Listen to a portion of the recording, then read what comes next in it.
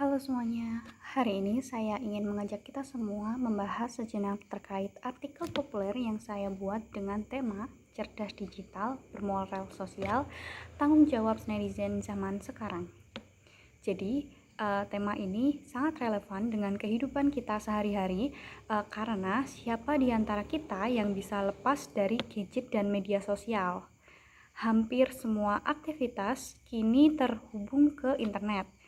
Kita belajar, bekerja, bahkan bersosialisasi secara virtual. Nah, disinilah letak tantangannya di tengah banjirnya informasi yang datang bertubi-tubi. Kadang kita lupa bahwa menjadi netizen bukan hanya soal bisa memakai teknologi, tetapi juga harus punya tanggung jawab sosial. Kita perlu juga cerdas digital sekaligus bermoral sosial.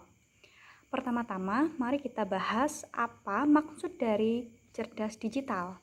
Jadi, cerdas digital berarti kita mampu memanfaatkan teknologi dengan bijak.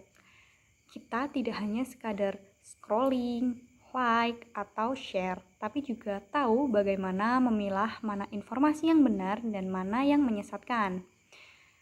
Alvin Toffler pernah bilang, literasi abad ke-21 bukan sekedar bisa membaca dan menulis, tetapi juga mampu belajar, melupakan, dan belajar kembali. Maksudnya apa? Jadi maksudnya kita harus mau belajar hal baru dan rela memperbarui pengetahuan kita. Misalnya, saat dapat kabar heboh di grup WhatsApp, jangan langsung disebar, tetapi cek kebenarannya terlebih dahulu melalui sumber yang kredibel. Namun teman-teman, sayangnya masih banyak yang merasa bangga jadi yang pertama menyebarkan kabar, padahal belum tentu benar. Akibatnya, hoaks pun berterbaran. Lebih parahnya lagi, hoaks sering memicu kebencian.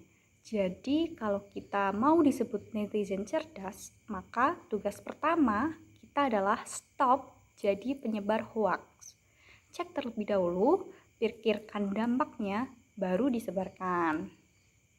Lalu, selain cerdas, kita juga harus bermoral sosial. Maksudnya apa sih bermoral sosial itu? Jadi, sederhananya begini. Di balik layar ponsel kita, ada manusia yang punya hati dan perasaan. Seringkali orang merasa bebas berkata apa saja di kolom komentar. Kata-kata kasar, hinaan, hingga ancaman kadang muncul tanpa dipikir panjang. Padahal dampaknya itu benar-benar nyata. Banyak kasus perundungan siber yang berakhir tragis gitu. Bahkan ada korban yang mengalami depresi hingga bunuh diri hanya karena tidak kuat menahan tekanan dari komentar jahat. Sebagai netizen zaman sekarang, kita harus tahu batas. Kebebasan berekspresi di dunia maya tidak boleh mengorbankan etika. Kita punya tanggung jawab moral untuk menjaga ruang digital tetap nyaman bagi semua orang. Seperti kata Pramudia Anantatur, orang boleh pandai setinggi langit, tetapi kalau ia tidak menulis, maka ia akan hilang dari masyarakat dan sejarah. Nah, sekarang menulis di internet itu sama saja dengan meninggalkan jejak. Semua yang kita unggah dan tulis, cepat atau lambat, bisa dibaca banyak orang. Dan jejak digital sangat sulit untuk dihapus, teman-teman. Jadi, mulai sekarang pikirkanlah baik-baik sebelum posting ataupun berkomentar. Selain itu, netizen yang bermoral juga tidak mudah terprovokasi. Kita harus pintar mengendalikan emosi, terutama kalau ada berita yang bersifatnya memancing perdebatan. Maka dari itu, daripada saling serang di kolom komentar, lebih baik berdiskusi dengan sopan atau memilih diam kalau tidak tahu fakta yang sebenarnya. Kalau kita melihat konten yang mengandung kekerasan, pornografi, atau ujaran kebencian, kita juga punya kewajiban untuk melaporkannya. Jangan dibiarkan untuk beredar. Dengan cara ini, kita ikut menjaga ekosistem digital yang sehat. Sebagai penutup, saya ingin mengingatkan satu kutipan bijak dari Mahatma Gandhi, yakni kebebasan tanpa tanggung jawab adalah kekacauan. Kebebasan berpendapat di dunia maya memang dijamin, tapi jangan lupa, di dalamnya melekat tanggung jawab moral. Apa yang kita lakukan di internet sedikit banyak mencerminkan kepribadian kita di dunia nyata.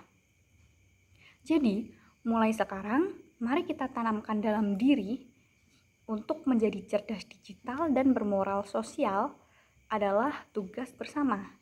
Kita tidak hanya butuh gadget terbaru atau internet tanpa batas, tetapi juga hati nurani dan akal sehat.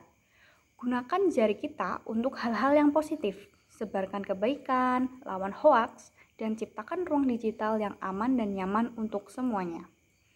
Terima kasih sudah mendengarkan. Semoga setelah ini kita semua bisa menjadi netizen yang tidak hanya pintar teknologi, tapi juga peduli sesama manusia. Salam cerdas digital dan bermoral sosial.